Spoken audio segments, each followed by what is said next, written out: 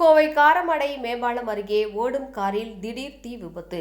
அதிர்ஷ்டவசமாக உயிர் தப்பிய பர்னிச்சர் கடை உரிமையாளர். கோவை அருகே காரமடை காந்திநகர் பகுதியைச் சேர்ந்தவர் வாசுதேவன், வயது 63. இவருக்கு காரமடை தண்ணீர் பந்தல் பகுதியில் சொந்தமாக பர்னிச்சர் கடை உள்ளது. இந்த நிலையில் இன்று அவர் கடைக்கு சென்றுவிட்டு கோவை செல்வதற்காக தனது காரில் வீட்டிலிருந்து புறப்பட்டுள்ளார். அப்போது காரமடை மேம்பாலத்தின் அருகே திடீரென அவரது காரின் என்ஜினில் இருந்து கரும்புகை வந்துள்ளது. உடனடியாக காரை நிறுத்திய வாசுதேவன் கீழே இறங்கியுள்ளார். இதனிடையே திடீரென காரின் முன்பகுதியில் இருந்து தீ ஏற்பட்டுள்ளது. தொடர்ந்து காற்றின் வேகம் காரணமாக தீ கொழுந்துவிட்டு எரியத் தொடங்கியது.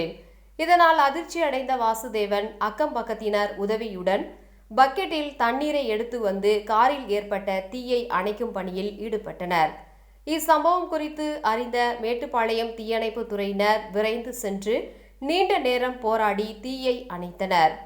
காரமடை போலீஸ் எஸ்ஐ பாலகணேஷ் தலைமையிலான போலீசார் சம்பவ இடத்திற்கு விரைந்து வந்து விசாரணையும் மேற்கொண்டனர்.